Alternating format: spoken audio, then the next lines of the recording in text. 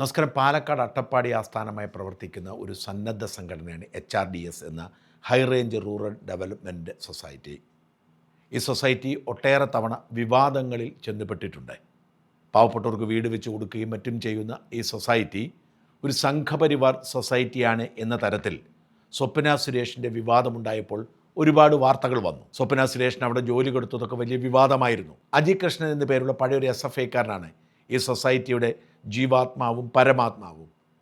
അദ്ദേഹത്തിൻ്റെ സാമൂഹിക സേവന പ്രവർത്തനങ്ങളെക്കുറിച്ച്, അദ്ദേഹത്തിനെതിരെ പിണറായി പോലീസ് എടുത്ത കള്ളക്കേസുകളെക്കുറിച്ചൊക്കെ ധാരാളം വാർത്തകൾ ഞങ്ങൾ കൊടുത്തിട്ടുണ്ട്.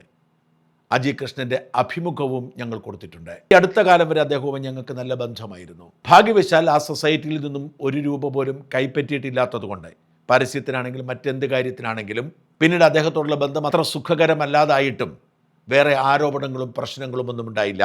അജി കൃഷ്ണൻ കൃത്യമായ ചില രാഷ്ട്രീയ അജണ്ടകളും 100% വിശ്വസിക്കാൻ കഴിയാത്ത ചില ദുരൂഹമായ സാമ്പത്തിക ഇടപാടുകളുമൊക്കെ അനുഭവപ്പെട്ടതുകൊണ്ട് ധാരാളം ആരോപണങ്ങൾ HRDSനെതിരെ ഉയർന്നു വന്നതുകൊണ്ട് പതിയെ അകലം പാലിക്കുകയായിരുന്നു. ആ ബന്ധം വഷളാകാൻ കാരണം പബ്ലിസിറ്റിക്ക് വേണ്ടി അജി കൃഷ്ണൻ ഒപ്പിച്ചൊരു പണിയാണ്. ശശി തരൂരിന് ഈ HRDS ഒരു സവർക്കർ പുരസ്കാരം പ്രഖ്യാപിക്കുന്നു. സ്വാഭാവികമായും അത് വലിയ വാർത്തയാകുന്നു. പിന്നീട് ശശി തരൂർ താൻ ഇങ്ങനെ ഒരു കാര്യം അറിഞ്ഞിട്ടേയില്ല എന്ന് പറഞ്ഞ് രംഗത്ത് വരികയും ശശി തരൂരിനോട് അങ്ങനെ ചെയ്യരുതായിരുന്നു എന്ന് ഞാനൊരു വാർത്ത ചെയ്യുകയും ചെയ്യുന്നു. ഈ സവർക്കർ പുരസ്കാരം എനിക്കും വാഗ്ദാനം ചെയ്തിരുന്നു. എനിക്ക് കത്തയച്ചിരുന്നു. ഈ സവർക്കർ പുരസ്കാരത്തിന് ക്ഷണിച്ചിരിക്കുന്നു, ദയവായി സ്വീകരിക്കണമെന്ന് ആവശ്യപ്പെട്ട് ഞാൻ പറഞ്ഞു താല്പര്യമില്ല എന്ന് പറഞ്ഞ് ഞാൻ ഒഴിയുകയായിരുന്നു. ഈ സൊസൈറ്റിയുമായി ബന്ധപ്പെട്ട് വരുന്ന പല ആരോപണങ്ങളിലും സംശയമുള്ളത് കൊണ്ട് തന്നെ ആ പുരസ്കാരം വേണ്ടെന്ന് വയ്ക്കുകയായിരുന്നു. ശശി തരൂരിനോട് ചോദിച്ചപ്പോൾ അദ്ദേഹം പറഞ്ഞത് അങ്ങനെ ഒരു കത്ത് പോലും തനിക്ക് കിട്ടിയില്ലെന്നാണ്. ഒരുപക്ഷെ അയച്ചു കാണും, അദ്ദേഹം കണ്ടു കാണില്ല. എന്നാലും ശശി തരൂരിനെ പുരസ്കാരം പ്രഖ്യാപിച്ചത് വിവാദമായപ്പോൾ സ്വാഭാവികമായും അത് ശരിയല്ല എന്ന് പറഞ്ഞത് ഈ അജി കൃഷ്ണൻ ഇഷ്ടപ്പെട്ടില്ല. അദ്ദേഹം കുറ്റപ്പെടുത്തിക്കൊണ്ടും ശകാരിച്ചുകൊണ്ടും എനിക്കൊരു സന്ദേശം അയച്ചു. അതിനൊരു മറുപടി ഇട്ടുകൊണ്ട് ഞാൻ അദ്ദേഹത്തെ ബ്ലോക്ക് ചെയ്ത് അവസാനിപ്പിച്ചതാണ്. ഇന്നലെ പൊടുന്നനെ ഒരാൾ പലതവണ വിളിക്കുന്നു. സേവ് ചെയ്തിട്ടില്ലാത്ത നമ്പറിൽ വിളിക്കുന്നവരോട് ഞാൻ എന്തിനാണ് വിളിക്കുന്നത് എന്ന് 2 മിനിറ്റിൽ താഴെ ഒരു സന്ദേശം ഇടാൻ പറയും. അദ്ദേഹം അപ്പോൾ എനിക്കൊരു FIRൻ്റെ കോപ്പിയും ഒരു പത്രക്കുറിപ്പും അയച്ചു തരുന്നു. അജി കൃഷ്ണൻ ഡൽഹി പോലീസ് കസ്റ്റഡിയിലെടുത്തു, പോക്സോ കേസിലാണ് പിടിയിലായത് എന്നായിരുന്നു വാർത്ത. സ്വാഭാവികമായും അത് പ്രാധാന്യമുള്ളൊരു വാർത്തയാണ്. അന്വേഷിക്കാൻ ഞാൻ ടീമിനെ ഏൽപ്പിക്കുന്നു. ഞങ്ങളുടെ എഡിറ്റർ തന്നെ അന്വേഷിക്കുന്നു, പരാതിക്കാരനെ വിളിച്ച് സംസാരിക്കുന്നു, FIR പരിശോധിക്കുന്നു. FIRൽ അജി കൃഷ്ണൻ്റെ പേരില്ല എന്ന് ഞങ്ങൾക്ക് ബോധ്യമാകുന്നു. അജി കൃഷ്ണനെക്കുറിച്ച് പരാതി കൊടുത്തിട്ടുണ്ട്, പക്ഷേ FIRൽ അജി കൃഷ്ണൻ്റെ പേരില്ല. അജി കൃഷ്ണൻ അറസ്റ്റിലായി എന്ന വാർത്ത സ്ഥിരീകരിക്കാൻ കഴിയുന്നില്ല. എന്നാൽ അജി കൃഷ്ണനെ പരാതിയുടെ പുറത്ത് പോലീസ് വിളിച്ച് ചോദ്യം ചെയ്യുന്നു എന്നത് വാസ്തവമാണ് താനും. അതുകൊണ്ട് തന്നെ അജി കൃഷ്ണൻ പോക്സോ കേസിൽ അറസ്റ്റിലായി എന്ന് വാർത്ത കൊടുക്കുന്നത് അനുചിതമാണെന്ന് ബോധ്യപ്പെടുന്നു. നിർഭാഗ്യവശാൽ ഏറെ വൈകാതെ കേരളത്തിലെ ചാനലുകളിലെല്ലാം ബ്രേക്കിംഗ് ന്യൂസ് വരുന്നു. ആ വാർത്ത മറുനാടൻ ഓൺലൈൻ പോർട്ടലും അതുവരെ സംഭവിച്ച കാര്യങ്ങൾ പറയുന്നു. ഞങ്ങളുടെ പ്രതിനിധി ഈ പരാതിക്കാരനോട് സംസാരിച്ചപ്പോൾ തന്നെ ഒരു ദുരൂഹത മണത്തു. കാരണം എന്തോ വ്യക്തിവിരോധമുള്ളതുപോലാണ് അദ്ദേഹം സംസാരിച്ചത്. എങ്ങനെയെങ്കിലും അജി കൃഷ്ണനെതിരെ കുറെ വാർത്ത വരണം എന്ന് അദ്ദേഹത്തിന് വാശിയുള്ളതുപോലെ.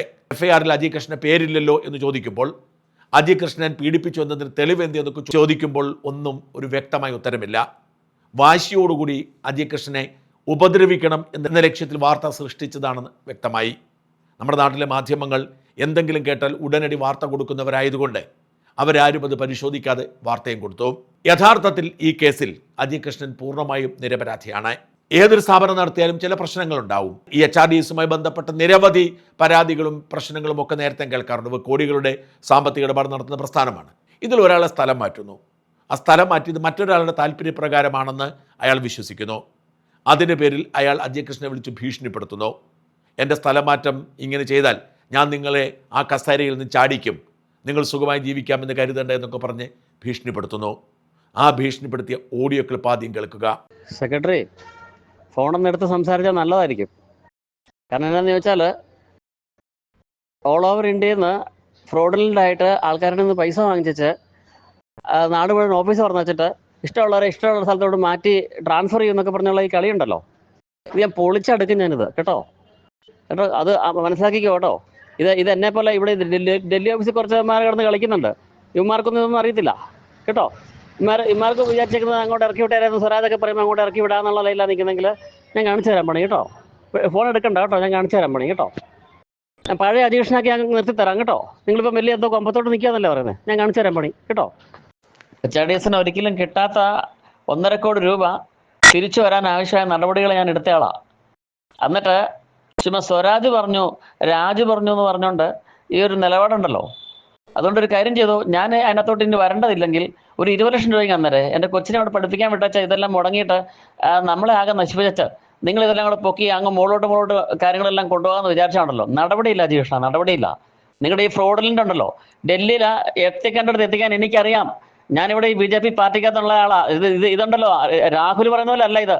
ഈ പാർട്ടി ഹെഡ്ക്വാർട്ടേഴ്സിൽ പോയാൽ എനിക്കറിയാം ഇത് കൃത്യമായിട്ട് ബോധിപ്പിക്കേണ്ട ആരൊക്കെയാണ് കേട്ടോ. അത് സ്റ്റേറ്റ് കമ്മിറ്റിയിലും അല്ലെങ്കിൽ സ്റ്റേറ്റ് കമ്മിറ്റി ഓഫീസിലും പോയി പറയാൻ എനിക്കറിയാം നിങ്ങളുടെ ഈ പരിപാടി കേട്ടോ. നിങ്ങൾ കണ്ടോ പണി എന്നാന്ന് ഞാൻ കാണിച്ചു തരാം നിങ്ങളെ കേട്ടോ.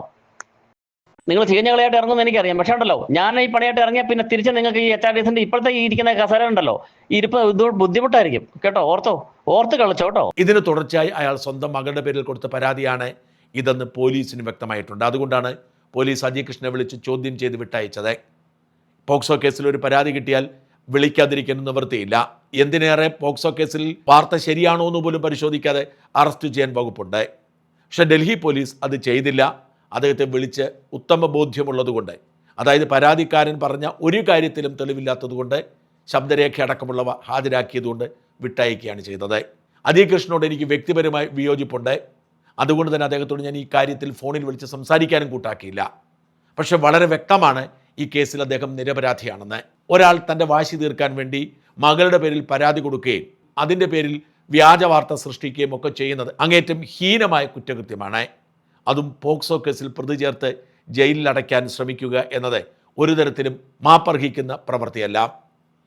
ഇവിടെ ഡൽഹി പോലീസ് മാന്യമായി പെരുമാറിയതുകൊണ്ടും അവർ തെളിവ് പരിശോധിച്ചുകൊണ്ടും അജയ് കൃഷ്ണൻ ജയിലിലായില്ല. പോക്സോ കേസിലൊക്കെ പലപ്പോഴും സ്വാധീനമുണ്ടെങ്കിൽ നിമിഷ നേരം കൊണ്ട് ജയിലിലടയ്ക്കാൻ കഴിയും. ഈ പരാതിയുടെ അടിസ്ഥാനത്തിൽ ഒരു FIR ജയിലിലടയ്ക്കാൻ പോലീസ് വിചാരിച്ചാൽ നടക്കും.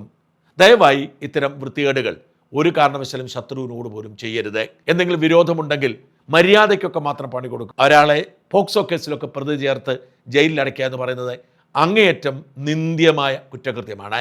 ഈ പരാതിയെക്കുറിച്ച് ഡൽഹി പോലീസ് അന്വേഷിക്കുക മാത്രമല്ല, പക വീട്ടാൻ വേണ്ടി ബോധപൂർവം ചെയ്തതാണെന്ന് ഉത്തമ ബോധ്യമായാൽ പരാതിക്കാരനെതിരെ കേസെടുത്ത് ജയിലിൽ അടച്ചാൽ മാത്രമേ ഇത്തരം അവകാശങ്ങൾ ചൂഷണം ചെയ്യുന്നവർ പാഠം പഠിക്കും.